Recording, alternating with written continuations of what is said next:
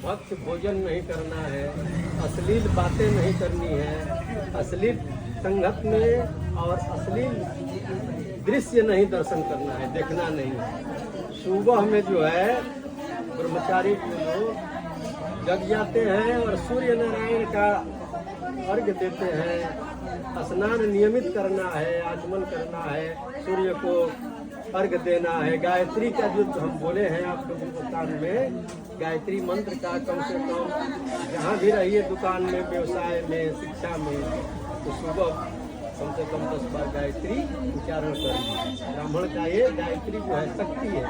किसी भी क्षेत्र में रहिए, शिक्षा में रहिए, व्यवसाय में रहिए, लेकिन गायत्री का शिक्षा जो दिया गया है उसका 10-12 मंत्र का जप जरूर करिए।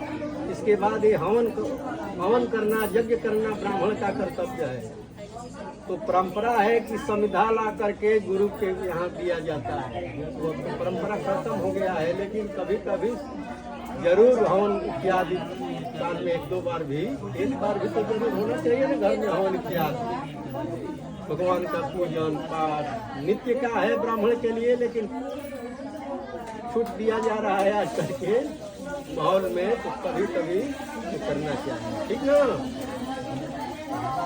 रात्रि में पैदल दूर नहीं जाना है, जलाशय में जल उछाल करके स्नान नहीं करना है, पर स्त्रियों के बीच में ब्रह्मचारी नहीं रहते हैं, और अश्लील संगीत नहीं सुनते हैं। सुनना हो, गाना हो तो भगवान का भजन कीर्तन सुन सकते हैं और भजन कीर्तन गा सकते हैं। अश्लील संगीत नहीं करना है, ये सब ब्राह्मणों का कर्तव्य है। बहुत है सारे नियम जो कि आप लोग शौच करिएगा, आप लोग लघुशंका जाइएगा, तो एक जनेऊ जो है कान पर चढ़ा करके जाना होगा।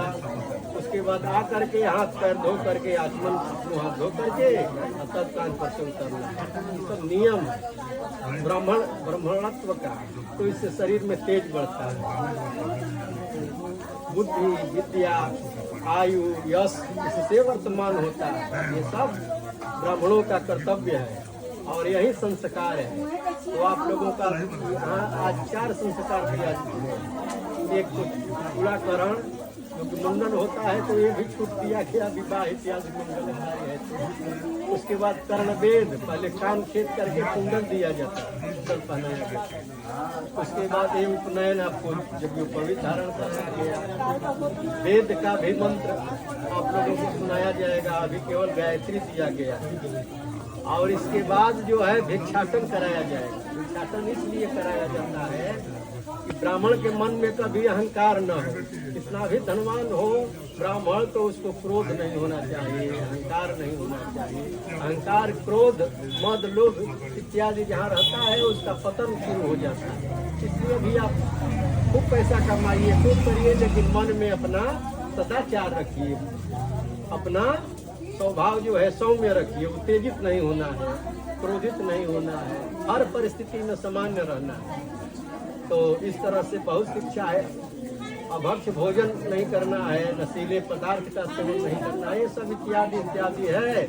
और गायत्री का जप भी करना है नियमित।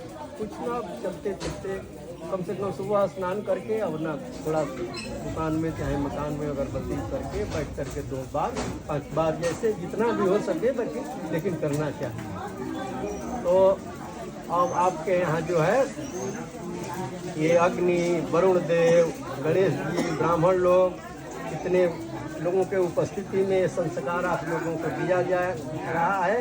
तो आप लोगों को, सभी लोगों को यहाँ अभिवादन करना है। अभिवादन मीन्स प्रणाम। तो आप ऐसे हाथ कीजिए जमीन पर लगा दीजिए। भो वरुणः त्वम् अभिवादयेत्, वरुण के बोलिए। भारद्वाज पुत्र अपना अपना नाम बोलिए। शर्मा हम, भो अग्नि त्वम् अभिवादयेत्, भो सूर्यः, सूर्य भगवान के ध्यान करिए। त्वम् अभिवादयेत्, भो आचार्यः, भारद्वाज पुत्र अपना नाम रखिए। शर्मा हम, भो आचार्यः त्वम् अभिवादयेत्। सब के होके अपना से श्रेष्ठ के प्रणाम करे के बाद पिताजी के प्रणाम करे। आयुष्मान भव, सौभाग्यवान भव, तनी आशीर्वाद दे दी दो, मुझे अच्छा दे दी ब्राह्मण आई फिर वर्चस्व आरोग्य माँ विधान मान आशीर्वाद दी कि सुखी रहे लो, स्वस्थ रहे लो, धनवान होके लो, विवाह शादी संपन्न होके बढ़िया से है नो।